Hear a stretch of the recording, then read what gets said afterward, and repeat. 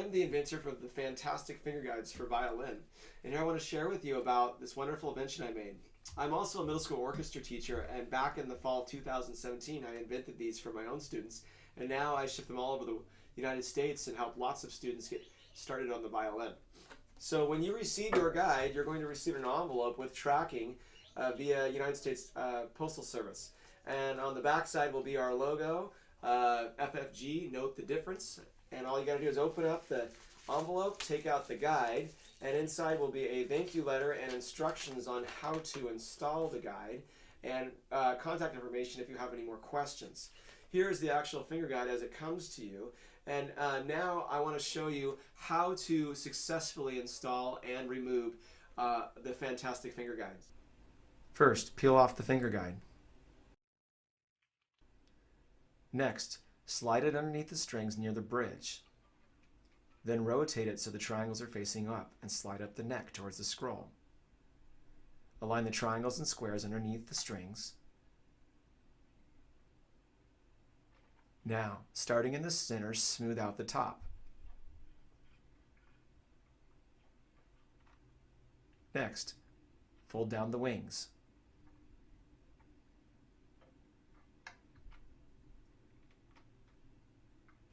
It's super easy to remove the fantastic finger guide.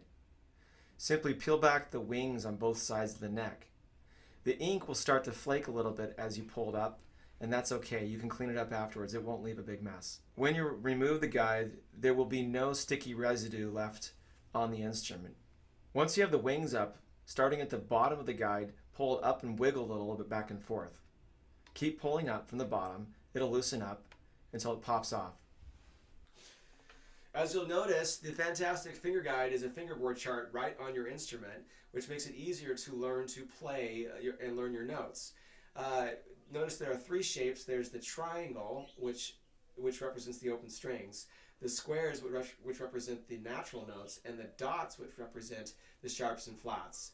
On the side of the instrument, you will find a sharp, flat directional indicator as to which direction to go. So when you have a natural note, you want to play a sharp note, you're going to go towards the bridge, and that will be your sharp note. And if you want to play a flat note, you're going to go towards the scroll.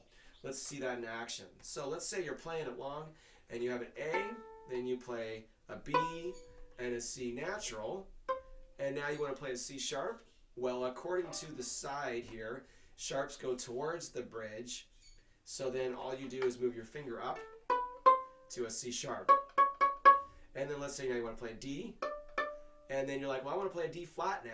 Well, according to the side directional indicator, D flat, flats go this way, and you immediately start understanding sharps and flats. And there's D flat. Also on the side, you'll notice there are some numbers and dots. The numbers represent your finger numbers for being in first position.